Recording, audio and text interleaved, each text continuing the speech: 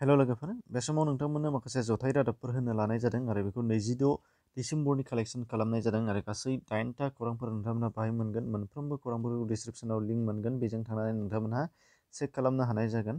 फार्स्टआव नुनो मोनगोन जे दुखुनि बाथ्रा खौराङाव मोननाय बायदिब्ला बाक्सा जिल्लानि सिङाव थानाय सिमला हालामनि A133 बेटेलियननि CRPF प्रबिन मोसाहारि बिथाङा सनिबारखालि गावखौनो फोजोबनानै लादों होनदों आरो मिथिनाय बादिब्ला बिथाङा झारखन्डआव डिउटियाव दंगासिनो दंमोन। जिउ फोजोबनायनि जाहोनखौ खौरां मोननाय समसिम मिथिथ'नाय जायाखै।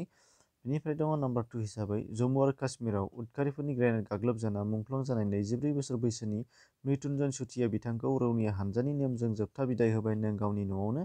आरो बिथाङा CRPF जवानमोन, जायखौ धेमाजि जिल्लानि सिसिबर गामिनि थागिबिमोन होनना मिथिनो मोननाय जादों। नाम्बार 3 हिसाबै दङ पान्जाबाव आबादारिफोरनि दुखुनि बाथ्रा दि आलु आबादनि बेसेना जोबोद खम जानायलाय गायनाय समनि खरसाखौनो बोखांनो हाया जादों। बेनिनो दुखुआव जसकिरत सिं बिथाङा गावनि 11 बिगा आलु आबादखौ ट्रेक्टरजों हालेवनानै खहा खालामनानै लादों होनदों आरो बिथांखौ कपुरतलानि होनना मिथिनो मोननाय जादों, जाय हादरनाङैनो चर्चा सोलिगासिनो दङ। बेनिफ्राय दङ नाम्बार 4आव काश्मीर जन पुलिसनि फोरमायनाय बादिब्ला जम्मु आरो काश्मीराव सानै उदखारि गावथारनो हानाय जादों आरो बे जाथाया शपियान ओनसोलाव जादों होनना खौराङाव नुनो मोननाय जादों।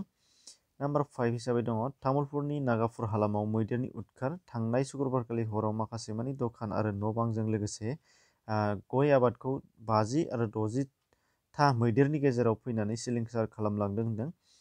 बेनिफ्राय दङ नाम्बार 6 हिसाबै गोबाव समनिफ्रायनो आबादारि बिलनि हेंथायै सोमावसारबोबाय थानाय आबादारिफोरजों सरकारा सावरायलायनो साखाफारा जाबाय आरो बिलखौ दैखांना लाफिननायनिबो इसारा होदों होनना बुंदों।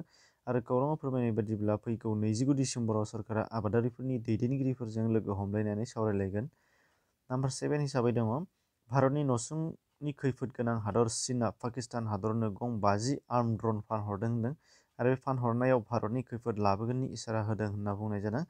बेनिफ्राय दङ नाम्बार 8आव सुनिबारखालि एबसुनि आफादगिरि दिपेन बर' आरो BTCनि गोदान चिफ प्रमद बर' बिथांमोनहा नखर मन्थ्रिखौ लोगो हमहैदों आरो बिटिआरआव सुक्तियाव थानाय गासै दफाफोरखौ थाबैनो मावफुंनो थाखाय दाबि दैखांनायजों लोगोसे सिगनेटरि रन्जन दैमारि बिथांखौ उदां खालामनो थाखाय आर'जलाइ होनायजों लोगोसे गोसोखांलाइ गथायदों होनना बुंनाय जादों।